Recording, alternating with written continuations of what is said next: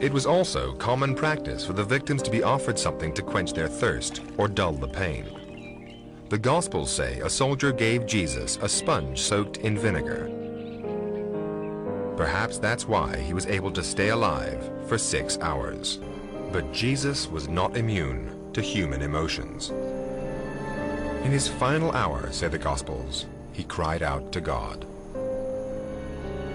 My God, why have you forsaken me? It seems that he's a little bit frustrated. Where the hell are you now, God, when I need you? I think he's simply in a dialogue with God as he always has been. God, where are you now?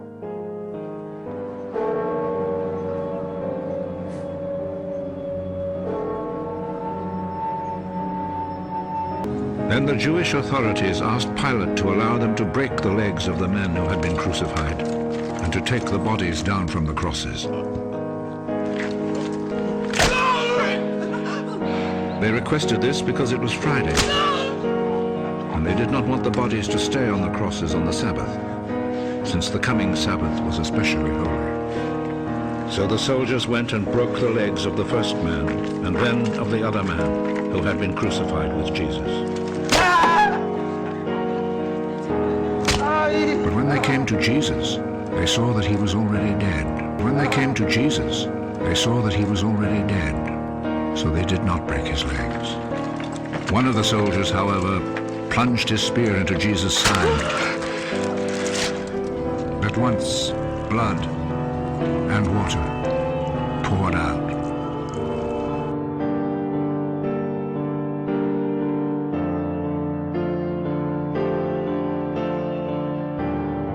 Jewish law states that a body must be buried within 24 hours of death, but not on the Sabbath, which runs from Friday sunset to Saturday sunset. That he put the body in a tomb near the place of the crucifixion. He was taken down, his legs weren't broken like his other two people who were crucified with him, and he was taken into a cave. He was administered to by a doctor, Nicodemus. He was a physician who anointed his wounds, the whip marks on his back and the crucifixion wounds, and the wounds on his head from the thorns.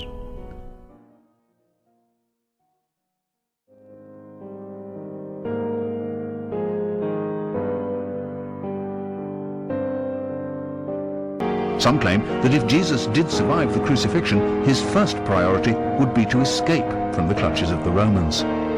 Jesus, I think, would have to leave the territory. And we have to ask the question, where would he go? And you just look at a map. Palestine is on the far eastern border of the Roman Empire. If you go west, you're going right into the heart of Roman territory, where we have our 15 legions stationed around the world. If you go east, you're crossing over into Parthia, and you're going towards Persia eventually, and India and Afghanistan, that direction.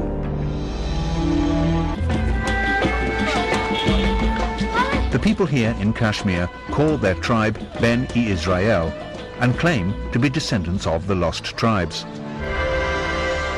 There are many who believe this tomb to be the tomb of Jesus.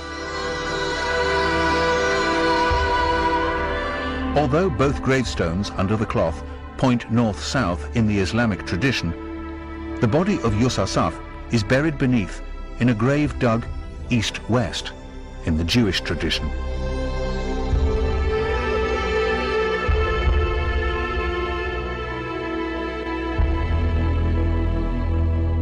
Next to the sarcophagus are two carved footprints. The marks on these are said to be the symbolic representations of the scars of crucifixion. The position of the scars, just behind the toes, do not match each other, but they would align if a single nail was driven through both feet, with the left foot placed over the right.